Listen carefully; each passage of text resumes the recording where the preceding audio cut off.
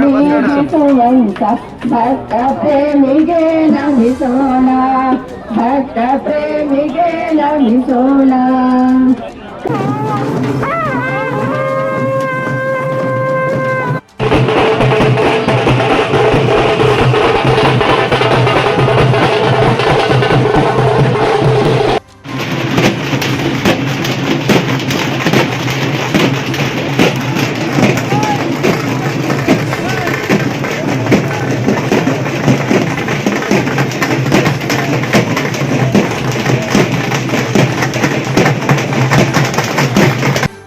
ನೀರು ಮತ್ತು ನೀರಾವರಿ ಹೋರಾಟಗಾರರಿಗೆ ಪಾವಗಡ ತಾಲೂಕು ಸಮಗ್ರ ನೀರು ಹೋರಾಟ ವೇದಿಕೆ ವತಿಯಿಂದ ಸೋಮವಾರ ಪಾವಗಡ ಪಟ್ಟಣದ SSK ಬೈಲೂರು ರಂಗಮಂದಿರದಲ್ಲಿ ಅದ್ದೂರಿಯಾದಂಥ ಸನ್ಮಾನ ಕಾರ್ಯಕ್ರಮವನ್ನು ಹಮ್ಮಿಕೊಳ್ಳಲಾಗಿತ್ತು. ಇದಕ್ಕೂ ಮುಂಚೆ ಪಾವಗಡ ಪಟ್ಟಣದ ಗುರುಭವನ ಆಟದ ಮೈದಾನದಲ್ಲಿ ವಿವಿಧ ಜಾನಪದ ಕಲಾ ತಂಡಗಳ ಮೆರವಣಿಗೆಯನ್ನು ಸಹ ಆಯೋಜಿಸಲಾಗಿತ್ತು.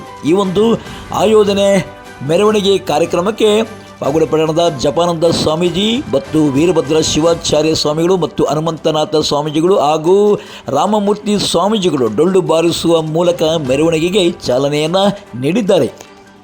ಇನ್ನು ಈ ಒಂದು ಅದ್ದೂರಿ ಮೆರವಣಿಗೆಗೆ ಜಾನಪದ ಕಲಾವಿದರುಗಳಿಗೆ ಶಮೀವೃಕ್ಷ ಅಭಿವೃದ್ಧಿ ಸಮಿತಿಯಿಂದ ವ್ಯವಸ್ಥೆಯನ್ನು ಕಲ್ಪಿಸಿಕೊಡಲಾಗಿತ್ತು.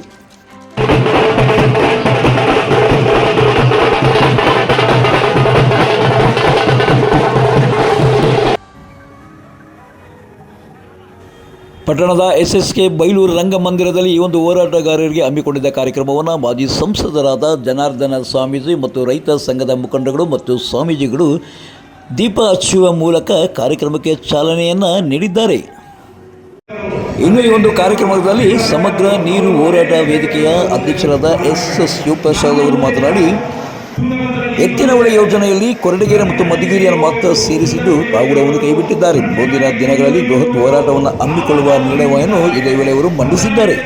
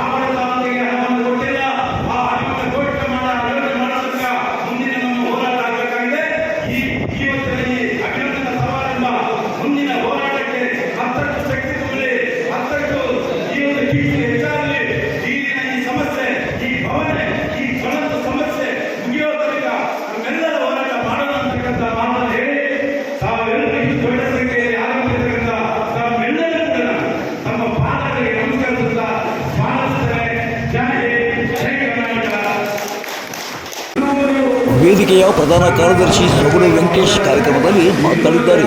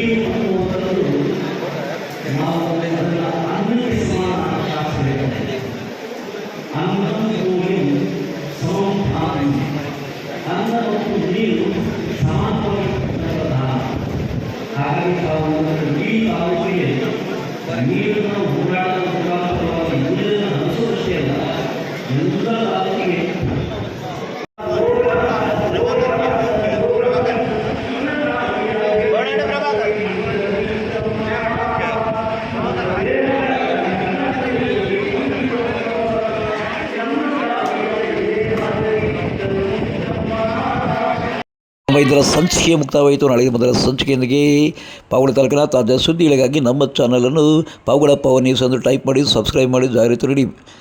ನಾನು ನಿಮ್ಮ ಸತ್ಯ ಲೋಕೇಶ್, ಸಂಪಾದಕರು ಪಾವಗಡ ಪವರ್ ನ್ಯೂಸ್.